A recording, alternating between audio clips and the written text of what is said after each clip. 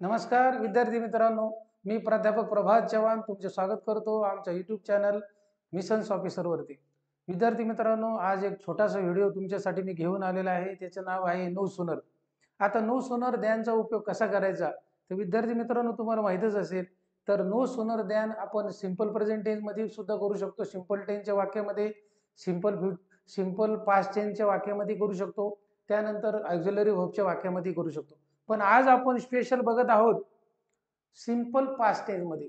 आता simple past टेन्सचे जेव्हा वाक्य परीक्षेला येतात, तुम्हाला माहिती असेल स्पर्धा परीक्षेची तयारी करत असताना सिंपल पास्ट टेन्स वरती खूप असे प्रश्न विचारले गेलेले आहेत।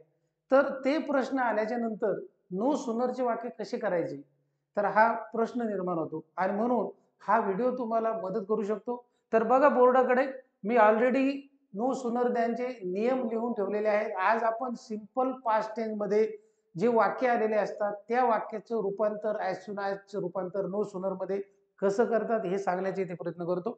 तर बघा सुरुवातीला आता रूल बघून घ्या। नो सूनर दॅनच्या वाक्यामध्ये जनरली वाक्याच्या सुरुवातीला ॲज सून ॲज येणारच आहे आणि येतच, लक्षात आलं। कधी ॲज सून ॲज येईल, कधी व्हेन येईल, कधी ॲज येईल। पण आता ह्या वाक्यामध्ये जे वाक्य मी तुम्हाला समजून सांगणार आहे त्या वाक्यामध्ये ॲज सून ॲज आहे। तर हे जे नियम आहे, हा जो नियम मी बोर्डावरती लिहिलेला आहे ते तुम्ही समजून घ्या। वाक्याच्या सुरुवातीला जर ॲज सून ॲज आला असेल तर ॲज सून ॲजचा लोप करून किंवा त्याच्या जागी तुम्हाला नो सूनर घ्यायचे आहे। नंबर 2, वाक्य भूतकाळीच आहे, आपण वाक्य भूतकाळीच घेणार आहोत, म्हणून वाक्य भूतकाळी असल्यामुळे नो सूनरच्या नंतर लगेच तुम्हाला डीड लिहायचे आहे। त्यानंतर वाक्यामध्ये जो कर्ता असेल तो कर्ता लिहून डीड वाक्यात आल्यामुळे तुम्हाला मुख्य क्रियापदाचे दुसरे रूप जे दिलेले असतील वाक्यामध्ये ते घ्यायचे नाहीये, लक्षात घ्या। येथेच खूप विद्यार्थ्यांची चूक होते, आणि म्हणून डीड लिहिल्याच्या नंतर मुख्य क्रियापदाचे पहिले रूप तुम्हाला घ्यायचे आहे, हे समजून घ्या। त्यानंतर दोन्ही वाक्य तुम्हाला द्यानने जोडायचे आहे। हा साधा आणि सिंपल नियम तुमच्या समोर आहे, तुम्ही ते बघू शकता आणि समजून घेऊ शकता। जर हा नियम तुम्हाला समजला असेल तर आता आपण बोर्डावरती 3 उदाहरणं घेऊ। मला असं वाटतं हा नियम जो आहे फार सोपा आहे। तर बघा आता 3 वाक्य तुमच्या समोर आहे, मी हे वाक्य लिहून ठेवलेले आहे तिथे तुमच्यासाठी। बघा हे 3 वाक्य। पहिलं उदाहरण बघा, as soon as teacher came the student stood up. हे वाक्य आहे आणि हे वाक्य तुम्हाला नो सूनर दॅन मध्ये कन्व्हर्ट करायचं आहे। आता नो सूनर दॅन मध्ये कन्व्हर्ट करत असताना जो नियम आपण बघितला त्याच नियमाप्रमाणे हे आपण वाक्य बनवू। तर वाक्याच्या सुरुवातीला ॲज सून ॲज आलेलं आहे बघा विद्यार्थी मित्रांनो। ॲज सून ॲजचा लोप करून आपल्याला नो सूनर घ्यायचे आहे। तर मी इथे लगेच लिहितो ॲज सून ॲजचा लोप केलेला आहे आणि इथे नो सूनरचं वाक्य मी लिहितोय। नो सूनर सुरुवातीला मी घेतलेला आहे। नो सूनर हे एकटं कधीच नसतं, याला सहाय्यकारी क्रियापदाची गरज असते। म्हणून वाक्य तुम्ही बघा, वाक्य हे भूतकाळी आहे। वाक्य भूतकाळी आहे हे कशावरून तर वाक्यामध्ये केम आलेलं आहे, राईट। म्हणून हे वाक्य भूतकाळी आहे, सिंपल पास्ट टेन्स मध्ये आहे। मग भूतकाळी जर असेल तर नो सूनरच्या नंतर आपल्याला डीड हे हेल्पिंग वर्ब घेणं गरजेचं आहे, म्हणून आपण डीड हे हेल्पिंग वर्ब घेतलेलं आहे। आता आपल्याला वाक्यामध्ये कर्ता घ्यावं लागेल। तुम्ही कर्ता बघतच आहात, टीचर आहे कर्ता, मग मी कर्ता लिहितो नियमाप्रमाणे टीचर। आणि त्यानंतर आता हे जे केम आहे हे जसं तसं खाली घेता येणार नाही, कारण वाक्यामध्ये डीड आलेलं आहे। जेव्हा वाक्यामध्ये डीड आलेलं असतं तेव्हा डीडच्या समोर पुढे आपल्याला फर्स्ट फॉर्म घ्यावा लागतो, मुख्य क्रियापदाचं पहिलं रूप घ्यावं लागतं। म्हणून आपण ह्या केमचं रूपांतर इथे कम मध्ये करू। आणि आता जे राहिलेलं वाक्य आहे, कॉमापासून जे वाक्य राहिलेलं आहे, कोणतं वाक्य, द स्टुडंट स्टूड अप, त्या वाक्याला आपल्याला दॅनने जोडायचं आहे। म्हणजे ह्या कॉमाच्या जागी आपल्याला दॅन शब्द वापरायचा आहे। दॅन स्टुडंट्स, इथे लिहितो स्टूड अप। सिंपल वाक्य आहे आणि तुम्हाला समजलेलं आहे असं मला वाटतं। दुसरं वाक्य परत एकदा बघा। दुसऱ्या वाक्याची सुरुवात सुद्धा ॲज सून ॲज ने झालेली आहे, राईट। ॲज सून ॲज आपल्याला ड्रॉप करायचं आहे आणि त्याच्या जागी नो सूनर लिहायचं आहे। मग आता ॲज सून ॲज ड्रॉप करून आपण त्याच्या जागी काय घेत आहोत, नो सूनर। आता परत नो सूनर हे एकटं येत नाही, तर त्याला सहाय्यकारी क्रियापदाची गरज असते। जसं की पहिल्या वाक्यामध्ये आपण डीड घेतलेला आहे, हे भूतकाळीच वाक्य असल्यामुळे यामध्ये डीडच येणार आहे। तर या वाक्यामध्ये मुख्य क्रियापद बघा, आस्क ईडी लागलेला आहे, म्हणजे इथे भूतकाळ आहे।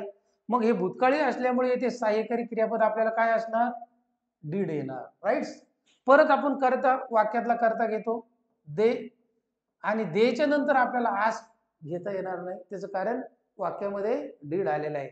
म्हणून याचं ईडी आपण लावणार नाही, तर आपण फक्त आस या मुख्य क्रियापदाचा वापर करू आणि वाक्य पुढे जसंच्या तसं क्वेश्चन्स. त्यानंतर इथे कॉमा आहे. तुम्हाला सांगितलेल्या नियमाप्रमाणे दोन्ही वाक्य आपल्याला द्यान या शब्दाने जोडायचे आहे. तर इथे मी द्यान लिहित आहे, द्यान, लक्षात घ्या द्यान. आणि पुढे दुसरं जे वाक्य आहे त्यामध्ये कुठल्याही प्रकारचा बदल करू नका. They went to home. तर हे दोन्ही वाक्य बघा किती सोपे आहे.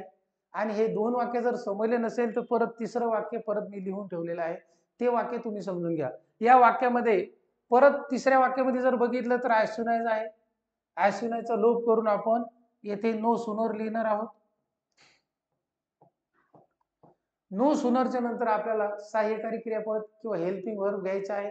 वाक्य भूतकाळी आहे, वाक्यामध्ये मुख्य क्रियापदाला ईडी लागलेला आहे, म्हणून इथे रूल प्रमाणे आपल्याला डीड घ्यावे लागेल.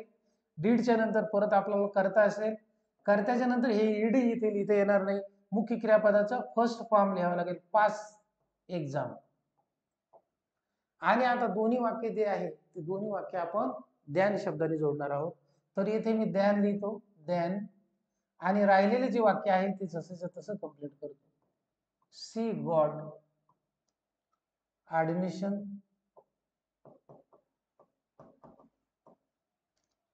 In college.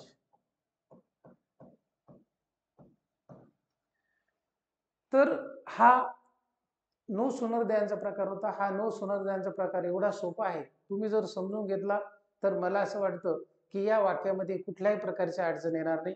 या वाक्यामध्ये लक्षात ठेवण्यासारखं एवढंच आहे की वाक्याच्या सुरुवातीला जर ॲज सून ॲज झालं तर तुम्हाला नो सूनर लिहायचं आहे. नो सूनरच्या नंतर तुम्हाला टेन्स फाइंड आउट करायचं आहे. हे तिन्ही वाक्य मी सिंपल टेन्स मध्ये घेतल्यामुळे आपण नो सूनरच्या नंतर डीड या शब्दाचा वापर केलेला आहे. डीड शब्दाच्या नंतर जनरली करता घेतलेला आहे, आणि कर्त्याच्या नंतर मेन व्हर्बचं फर्स्ट फॉर्म आपण घेतलेलं आहे, वाक्य जसंच्या तसं लिहिलेलं आहे. आणि जे रिमेनिंग सब्जेक्ट आहे, रिमेनिंग वाक्य जे आहे त्या वाक्याला आपण द्यान जोडून पूर्ण केलेलं आहे. लक्षात आलं ना. तर हा आपण आजचा जो प्रकार होता नो सूनर द्यानचा, हा प्रकार इथे संपलेला आहे. अतिशय सोपा प्रकार होता आणि तो तुम्हाला समजलेला असेल अशी मी अपेक्षा व्यक्त करतो आणि येथेच थांबतो. Thank you so much.